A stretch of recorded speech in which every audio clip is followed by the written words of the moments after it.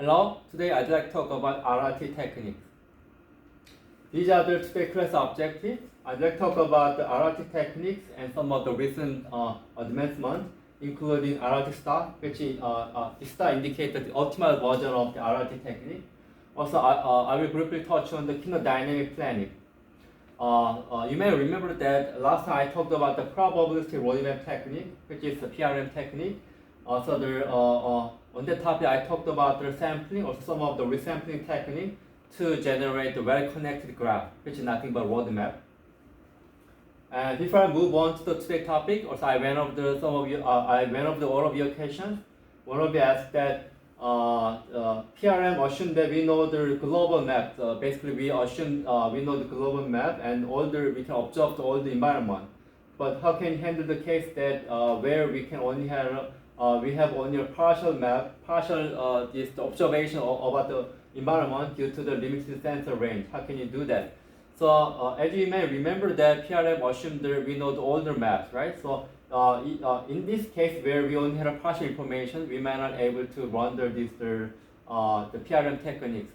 So that's why actually there has even some of technique to handle this kind of the cases where we have only partial data, including this RRT technique. Also, today I will briefly touch on some of the RRT technique that also works with even though we had some of the sensor noise and some other error. So today I'd like to talk about RRT technique. RRT indicates that rapidly exploring random tree. So that actually we have RRT. As you will see, RRT technique we actually generate tree instead of the graph. And then basically this RRT technique presents is nothing but an efficient randomized path planning algorithm for single query problems. So basically we do not aim for the handling these multiple queries.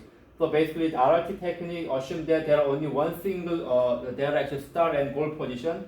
And basically we wanted to compute the path given that start and goal position. So basically as a result we can handle the dynamic cases. So it turns out that this technique actually computed the path in a fast manner. Also, we can show that it has this probabilistically complete property. Also, it turns out it works well with even though we had a very high dimensional C space. This is showing the as I mentioned before, our technique grows has this growing tree from an initial state, this start position. In this case, we did specify the goal position, so we generate the random tree all possible directions. So you can see that we grow a tree in we cover the whole space. And then so if we specify the goal position here, then probably we only grow the tree along that direction. And then once we identify some of the nodes in the tree that are very close to the goal position, then we run the ASI algorithm, some other this path planning algorithm on the tree. Then we can find the path from here to there. So here I'd like to talk about the basic idea of the RRT construction techniques. So suppose that this actual start position, we grow the tree like this. At this point, we actually have this. At this point, we have this tree, and then to keep grow the tree, such that we can we generate the node that are very close to the goal. We generate random sample in the C space. In this case, Q. And then we wanted to grow this tree toward the random generate node. So to do that, we first identify given this node Q, we first identify this node among the tree that is actually that is most closest to that node. So suppose that this turns out to be the nearest neighbor node out of this tree to that node. Then we treat that is a Q near. And then basically now we wanted to grow the tree from this node toward that one. So we can consider this straight line in the C space, and then basically there are some of the hyperparameter epsilon, and then we consider this new node that has the amount of the epsilon distance from here to there along the straight line. Then basically this operation is known as this extend operation.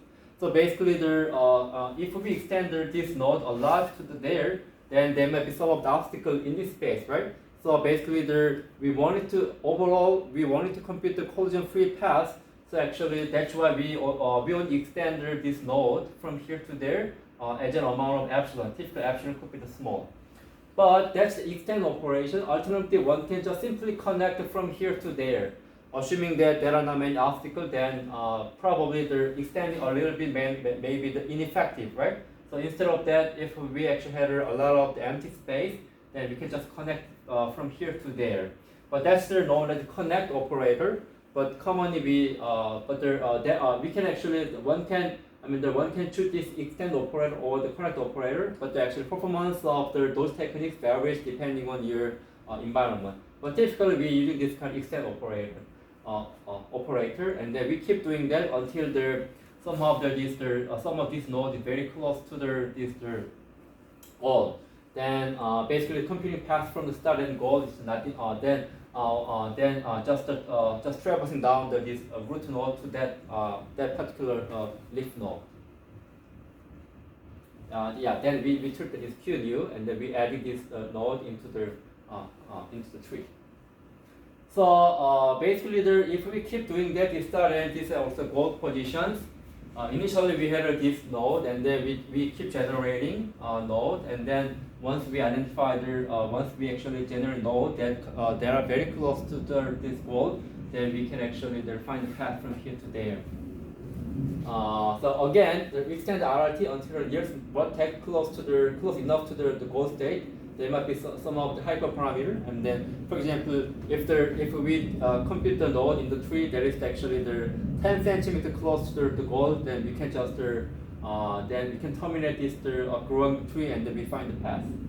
But the 10 centimeter may be enough for one application, but so depending on the application, you need to adjust that parameter. Also, the RRT tech, they have a lot of actually the techniques on a lot of the variant of RRT technique. But in general, RRT actually has been shown that handle the various constraint, also the works with the high C space. And again, we mentioned that the RRT technique is probabilistically complete, but it turns out that it's not converged to the optimal one.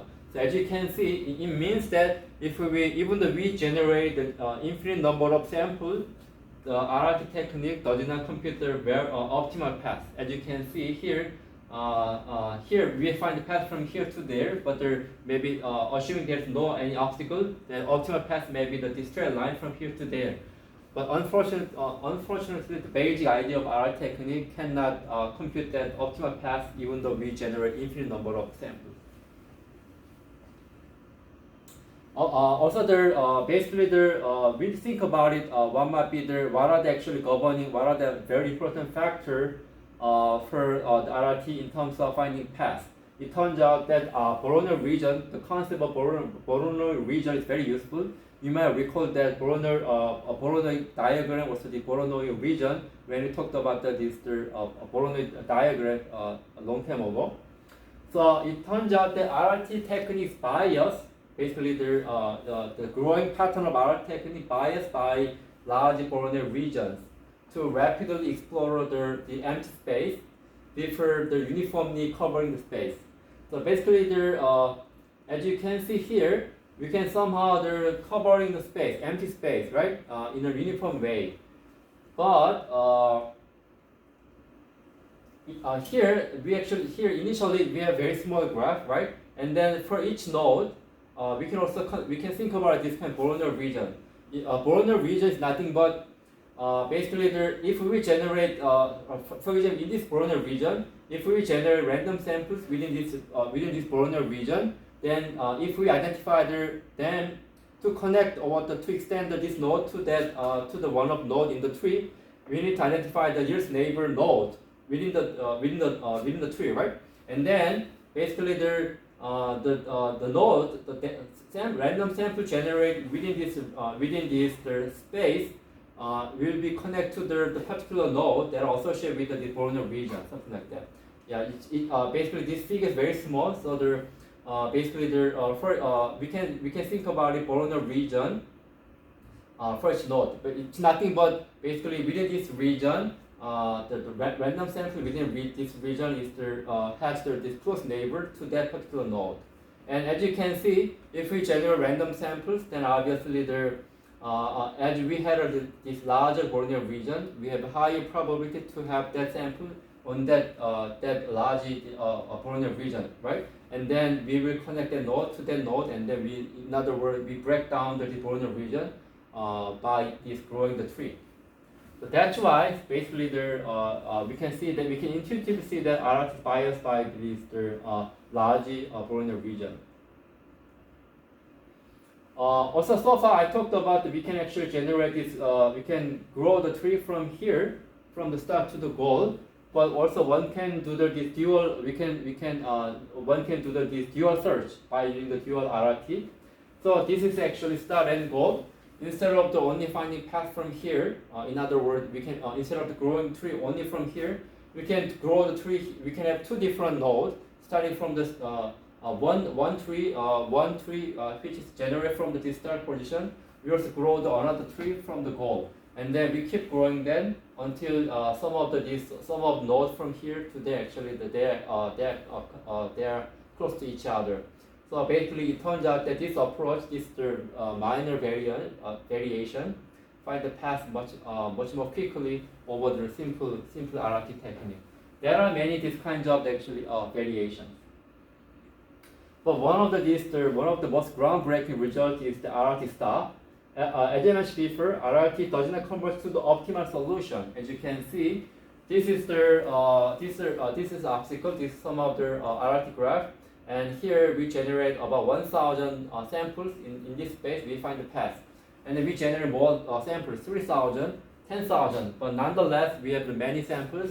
The path compared to here does not basically is not close to the optimal one.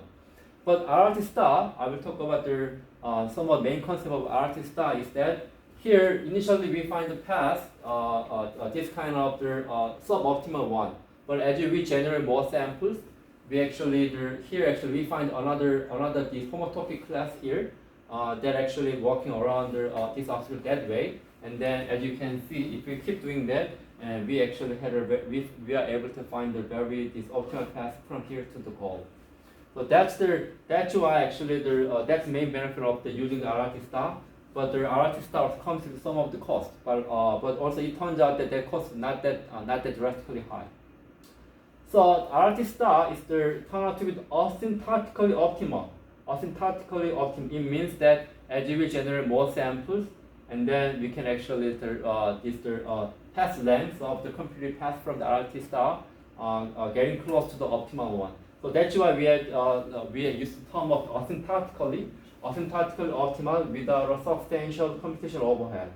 So basically, about 10 years ago, we had this kind of theorem. And basically, RRT star is the asymptotically optimal. It means that as we generate samples toward the infinite number of samples, then the path length computed by RRT star basically we measure the probability of the cost of the path computed by RRT star turn out to be the optimal one. We'll have that probability will have the one. So that's why. So it means that there is almost sure probability to find the optimal path as we generate infinite number of samples.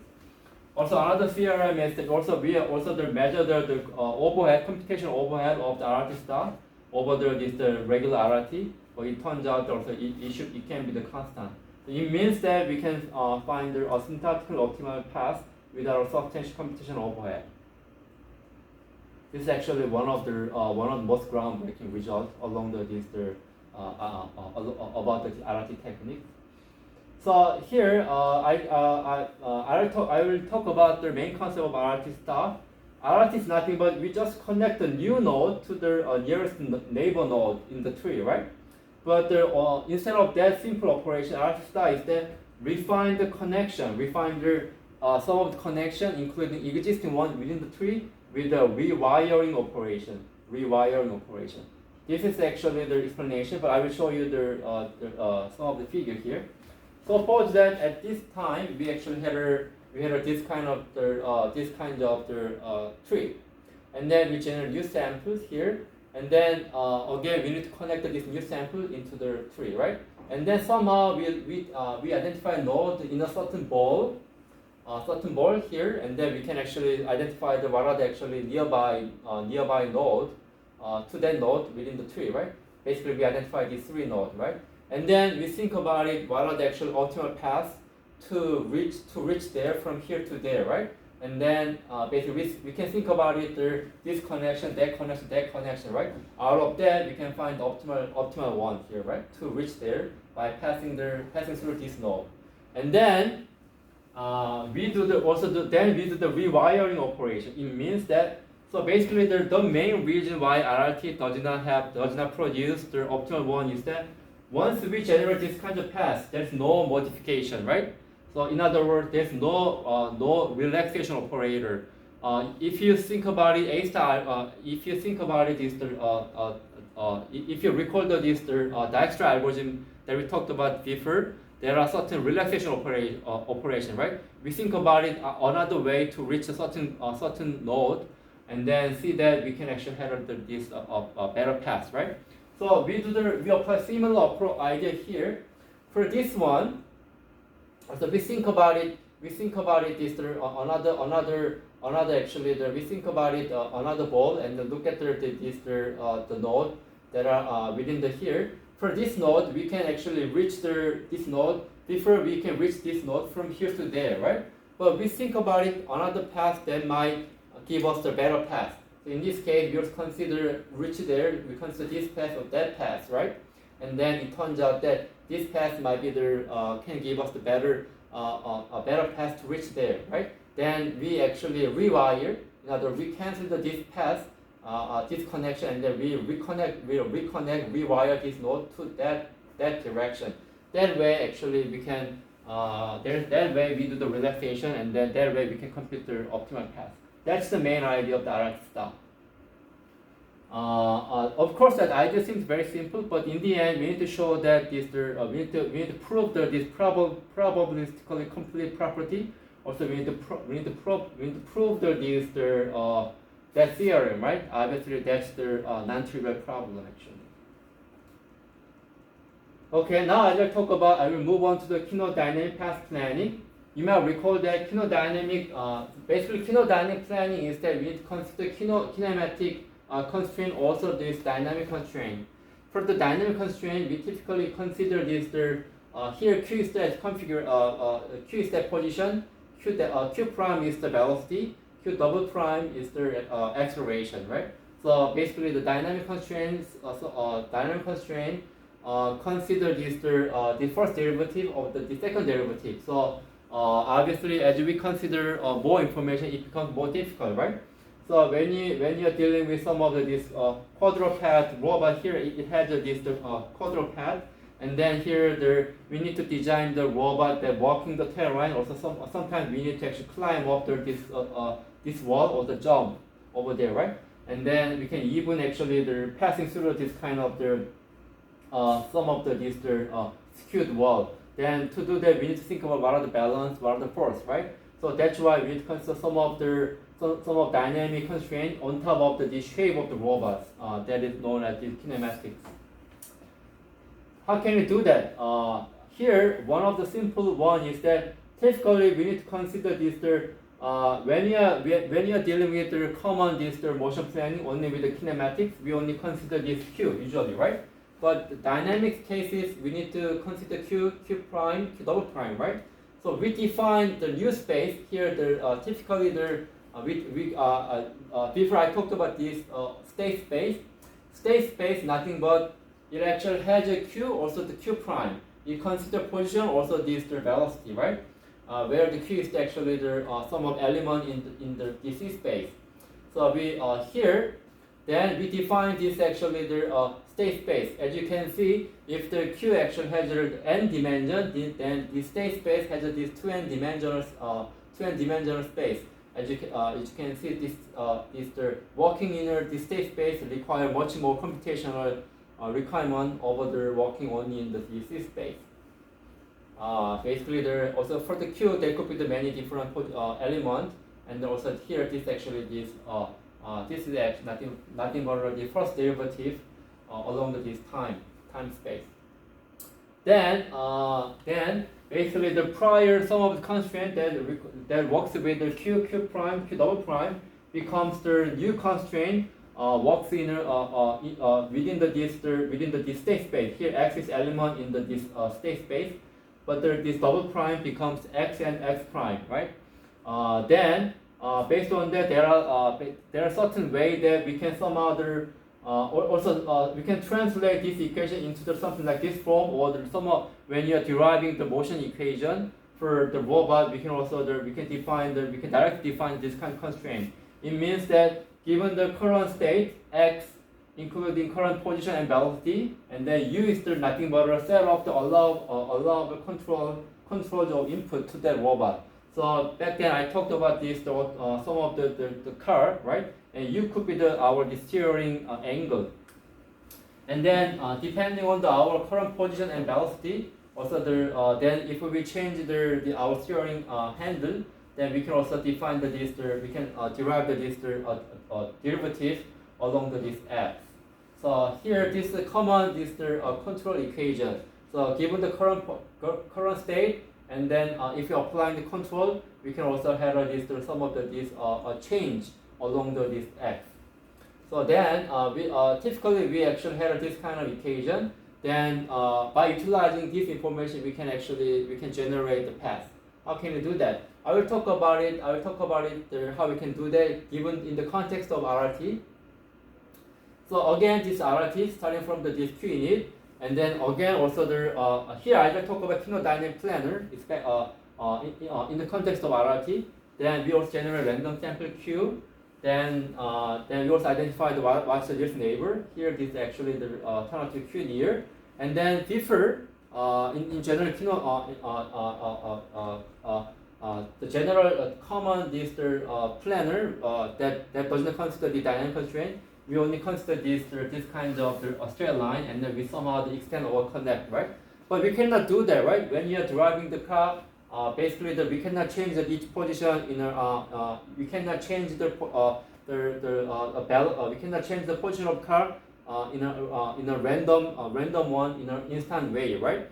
So basically for example if we don't change our handle, the car maybe keep moving in that direction, right? But if we switching our handle, then car maybe here actually if we rotate handle at that way, the car basically car position and velocity can change at that direction. Why we cannot meet that? Why we cannot follow this line, right? And then basically but out of the available control unit, I mean here we cannot change the handle at that direction or the other direction, right? But out of the available control unit, we pick the particular control that can generate the path that is close to this ideal one, to that randomly generated one. In this case, we pick this one, and then we can actually safely change the car position, car state into here to there. Then we pick that one. That's that'll be the Q new, and then we connect it into this graph. That way, while considering this kind of constraint, we can generate the path. So obviously, before we can just think about it, we can just connect this kind of line. Then it might be more easier to find it's easier to grow the tree to reach the goal. But here actually we cannot do that. We can have that kind of simple path. And then we need to, in this case, we have to keep rotating the path and then somehow reaching there, right? It require more sample size, of course. That's why it requires more time. And also we can apply the RRT technique for various real problem. In this case, we wanted to use the RRT technique to park the car into the empty space in the parking lot, and then this actually somehow the computed path actually from this RRT technique. Okay, before I finish on the today's lecture material, I'd like to briefly touch on some of the techniques that our group worked on in the context of RRT. So far I talked about handling narrow passage is very difficult. So I will talk about what's actually available techniques to handle narrow passage. So there are actually retraction-based RRT techniques proposed to handle this kind of narrow passage here. Its main idea is that the retraction-based RRT technique is that its baseline is very similar to RRT. We generate random samples, right, and then we keep growing the tree, to contain this goal state. But sometimes actually we generate random sample in the DC obstacle, right? At that case, in a common RRT case, we have to cancel it and we keep generating random samples, right? Then if there are very narrow passage, narrow the free space, then we might need to generate the sample a lot of times where the most of the samples will be the cancelled because they will be on the DC optical space. So to address that issue, the retraction-based technique is that even though we generate random sample within the DC optical space, somehow we push the random samples into the one of boundary of this one, and then in this case we retract this path and then we retract this sample to the boundary, and then somehow we keep generating another samples on the boundary that can be very close to the initially generated random samples.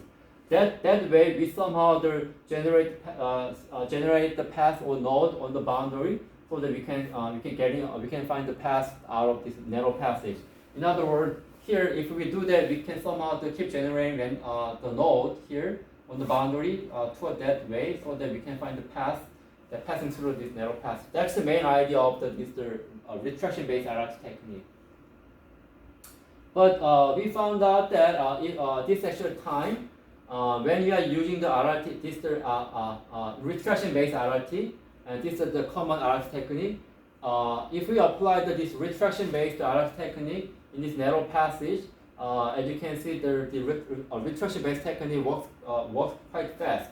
But on the other hand, if we apply that technique into in a very simple case without having the narrow passage here, then it turns out that retracting the sample to the boundary also require a lot of analysis, which means that it can require a lot of time.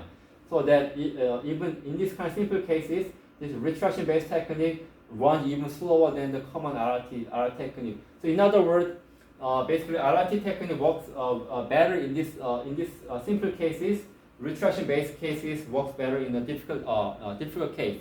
But obviously we want a technique that works well across these different techniques, right?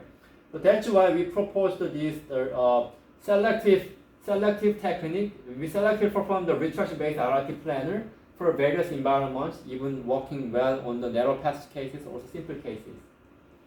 Our main idea is that we propose to use bridge line test to identify narrow passage region. So each idea very simple. Somehow we generate these two random samples here, and then we check that whether these 2 points are in the C optical space and the middle one in the free space. For example, in the narrow passage cases, actually these two endpoints might be in the two optical space and center may be on the free space. And then at the cases, there will be we can see that there could be the candidate for the narrow passage region, right? Even at that case, we only perform this retraction technique to generate the sample on the boundary. Otherwise, if we actually found that there are so basically the only one of node under this C optical space, the other one in the free space, it means that this region might be very simple. So we don't use the retraction-based technique, we just use common one. And then if we do that selectively perform that operation, as you can see, basically our technique works better across the simple case, also across difficult cases, also simple cases. I'm not going to talk about the details about the benchmark, but basically my message is that if we do that, if we perform the selective operation, we can generate we can construct the robust technique works better than the common RRT or the retraction-based approach. Another technique is that also related to the initial question that one of your fellow students asked. In some of cases, we might have the uncertainty, also how can we handle dynamic object, right? Sometimes actually due to sensor range, we don't see there any dynamic obstacle, but some of the object getting close to us, and then we can suddenly observe certain object, right? How can we do that? So basically, there could be many different sources of the sensor noise. Also, there are very sensor noise. Also, the low-level control it cannot be perfect, right? We asked our robot to move only 10 centimeters, but it can move 11 centimeters, something like that. There are all kinds of there are actually various of the uncertainty coming from sensor to controller, since we are working with the real hardware. And then basically we designed the RRT technique, but somehow we also consider this belief information. In other words, this probability or the confidence on the information that we observe. So basically, here I'm not going to talk about all the low-level detail here.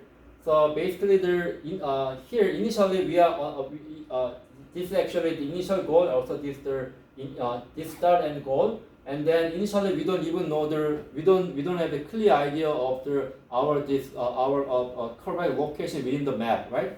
So basically the larger larger circle means the larger uncertainty, and then this gray region this green region is that somehow there are a lot of features, so that actually we can identify our location better. So ideally we wanted to reach this goal. But we are unclear about our current location, so that we have to move to the certain region where we can identify our location better, so that we reduce down the uncertainty, and then we can actually find the path from here to there, right? That's actually maybe the reasonable solution to consider this kind of uncertainty. So basically, to do that, we designed some of we consider various probability. So that's why actually we designed the belief information. So we designed the rapid exploring random belief tree, and basically that's the main idea. So this is actually how it works. Initially, this is our initial position. So initially we are very unclear about our current location, or it's unclear what are the location of this obstacle. So initially we have a very large circles. So they're actually a large circle, but if we are passing through this green region where we can actually achieve the very accurate sensor information, then we can reduce down the sensor. We can reduce down this uncertainty, so that we can find the path better, passing through this narrow gap and reaching to this goal.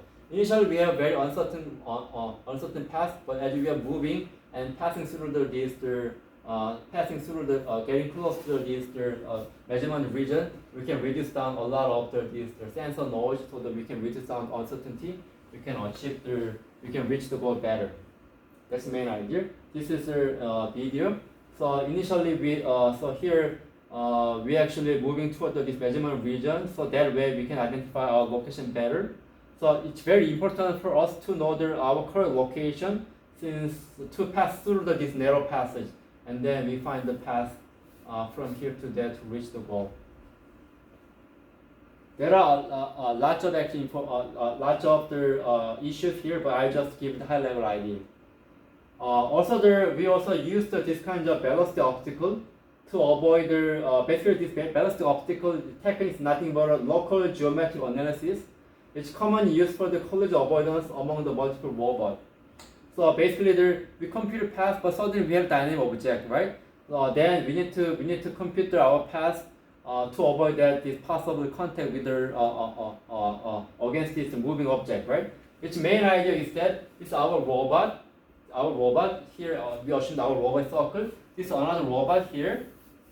That has another circle here. And then basically its main idea is that this robot moving that direction with and then as an amount of this velocity. Basically this vector indicating moving direction, also the length of this vector indicating the velocity. And then also our robot moving at that direction with this amount of velocity, then this moving that way, that moving that way, then we will see that we will have a collision, right? And then based on very simple analysis, I'm not going to talk about this exact. I'm not going to explain this mathematical formulation. Instead I will just give the intuition. So here, basically if we're moving this velocity of that velocity, we will have the contact, right? Then to avoid the contact, we have to adjust the velocity, right? So basically somehow it turns out that among this region, if we have this velocity vector, if we're moving if we draw this velocity vector, whose endpoints are within this region, we will have the collision against this object. So that we need to adjust this velocity vector out of this cone, out of this velocity obstacle region. So that if we reduce down the vector, if we reduce down the velocity from here to there, then we can avoid the collision. So out of very simple, based on this very simple intuition, also very simple geometric analysis, we can adjust the velocity of our robot to avoid contact. So that's the main concept of velocity obstacle. I recommend you to go over the detail about this technique if you're interested. And then also we can extend this technique, even though we have a certain sensor noise here and there. We can somehow simply speaking, we just give them more allowance, since actually it's unclear about our current location, also the location about the another object. So we give them more conservative allowance to avoid contact collision, so that we can do the conservative collision checking. And then this is the one. This is our this one robot, another robot. This is actually showing the kind of the velocity obstacle. And here, okay, this is our robot. And then somehow let me replay this video.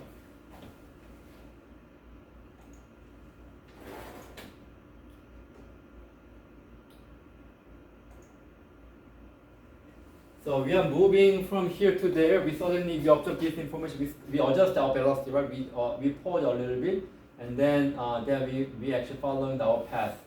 Once we see that there's no potential to have collision against this one. That's the simple way of applying the velocity obstacle. To avoid contact against this another robot. So basically, we cannot control the other one, right? So basically. So we can actually, without having that information, we can compute the path, right? But actually, we are following the path, and we keep replaying our path, and suddenly we have such an object, and then we need to look at how other object will behave, and we consider that information out of this velocity obstacle, so that we can safely generate path to avoid contact, which may happen even in the near future. Okay. So far I talked about the RRT technique and some of the recent advancement, like RRT star for the computing optimal path. Also, I briefly touched on the kinodynamic planning. Also, I talked about some of the related recent technique, handling narrow passage, also some of the uncertainty issue. Okay, so this is a summary of what we have talked about so far. You might recall that initially we talked about basic frame, C space, we discretized the C free space into the graph. Also, we can use the A-star algorithm to compute the path. And then I talked about classical technique, roadmap, cell decomposition, potential field technique. Also, I talked about some of the basic concept related to C space, DOF, S of n, SE of n, also mean costing sum for computing C obstacle space. Also, I talked about some of the geometrical concept like the homotopy class. And then I move on to this proximity queries. Handling the collision detection, distance computations. To do that, we can also use the bounding volume hierarchy. But for the real sensor data, we typically use we are not doing this kind of tree. Instead of, we can use the tree approach, but we can also use the simple grid-based approach for handling this point cloud, which are commonly coming from the sensors. And then recently I talked about the probabilistic approach, including PRM technique, RRT, also each optimized version, RRT star, and I briefly touched on the kinodynamic planning. This is actually the high-level summary of what we have talked about so far in this class. Next time, briefly touch on some of the basic concept of the reinforcement learning, which is actually getting a lot of attention recently to compute this path. Okay, this general homework, go over the two paper and submit their summary, and go over the next lecture slide. Also, you need to come up with the 3 questions before the midterm exam. Okay, that's it. Thanks so much. Bye.